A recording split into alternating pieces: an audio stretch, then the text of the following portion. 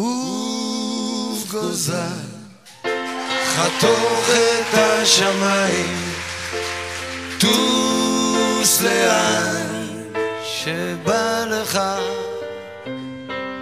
רק אל תשכח, יש נשר בשמיים, גור לך.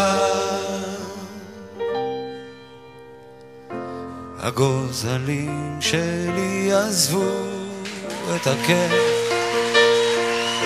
פרסו כנפיים ועפו, ואני ציפור זקנה נשארתי בכיף, מקווה מאוד שהכל יהיה בסדר. תמיד ידעתי שיבוא היום שבו צריך להיפרד,